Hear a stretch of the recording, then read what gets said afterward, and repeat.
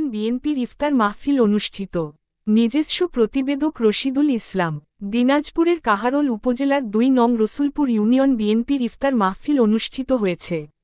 ৭ই মার্চ শুক্রবার ২ নং রসুলপুর ইউনিয়ন বিএনপির সভাপতি মোহাম্মদ আবুতালেবের সভাপতিত্বে উপজেলা বিএনপির প্রচার সম্পাদক সাইদ হোসেন বাবুর সঞ্চালনায় ইফতার পূর্বে এক আলোচনা সভায় প্রধান অতিথি হিসেবে উপস্থিত থেকে বক্তব্য রাখেন দিনাজপুর ১ আসনের বিএনপি মনোনয়ন প্রত্যাশী ও জেলা বিএনপি সহ সভাপতি ও বীরগঞ্জ বিএনপি সভাপতি মোহাম্মদ মঞ্জুরুল ইসলাম মঞ্জু। বিশেষ অতিথি হিসেবে বক্তব্যে রাখেন জেলা বিএনপির যুগ্ম সাধারণ সম্পাদক ও কাহারোল উপজেলা বিএনপি সভাপতি মোহাম্মদ গোলাম মোস্তফা বাদশা। দিনাজপুর জেলা সহ কৃষি বিষয়ক সম্পাদক ও কাহারোল উপজেলা বিএনপির সাধারণ সম্পাদক প্রভাষক মোহাম্মদ শামীম আলী। কাহারোল উপজেলা বিএনপির সিনিয়র সহ সভাপতি মোহাম্মদ মাইন উদ্দিন। জেলা বিএনপির সদস্য মোহাম্মদ আবুল হোসেন রাজা। কাহারোল উপজেলা বিএনপির দপ্তর সম্পাদক মোহাম্মদ মতিউর রহমান।